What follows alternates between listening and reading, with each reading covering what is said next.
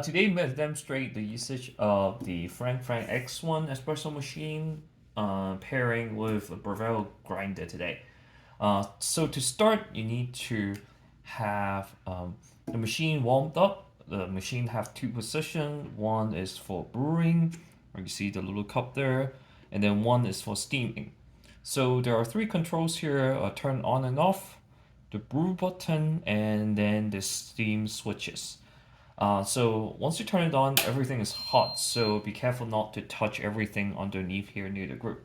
I like to warm it up such that it hits this brewing needle. If it goes a little bit too warm, shut it down.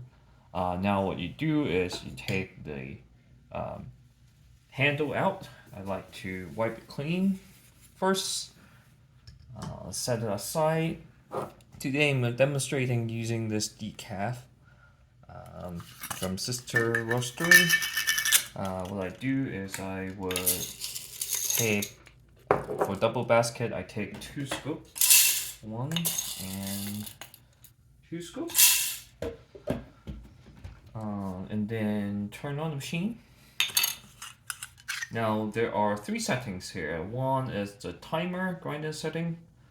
This is a manual control for more shots, and then the grind size. So to switch the grind size, finer for the decaf, you hit 16, so between 14 and 16 is usually where the espresso grind is optimal. Like that. The grinder would run for about 30 seconds, 13 to 14 seconds usually would fill the double basket pretty well. Now it's done. Take the grinds out, tap a few, make sure the handle is dry. I like to pull it in, tap a few times, make sure they are in good, even fill. I want to make a mess. Tap it on the table. Now there is a tamper, a plastic one, but it has a little bit of circular radius to it, so that the distribution of the grinding would be pretty good for this machine. Press it.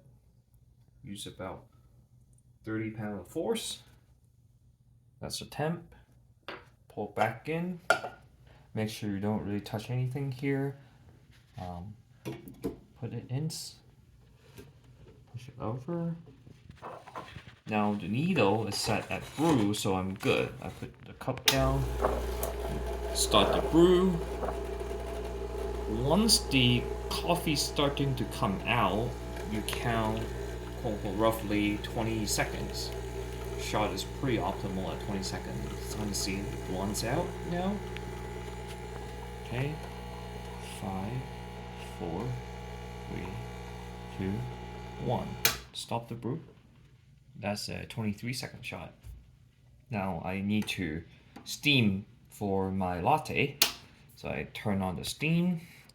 You would see the needle go to the steam position. Now I can pull my shot off. It looks pretty good. Good crema. Nice texture. So this comes with a very tiny meal steamer. Put in a little bit. I usually fill it up about halfway, so that as a foam it doesn't overflow. So about that. Okay. Now wait for the beep sound. That means the steamer is ready. Usually would give it a wipe with a towel.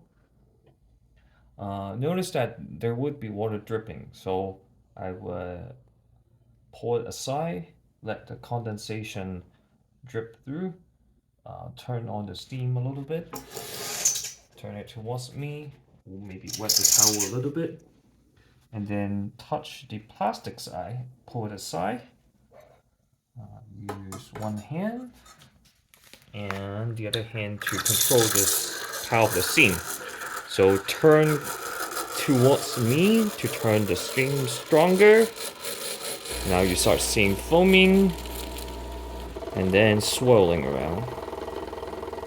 I usually don't use a thermometer because if the milk is too hot for the hand, it's too hot for the mouth. And so that's pretty straightforward. Now it's almost done.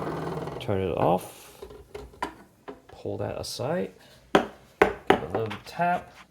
Go back to the steam wand. Make sure you wipe it clean. So wipe it first. And then push it towards the drip tray. Blast it so that the rest of the milk is out of the way.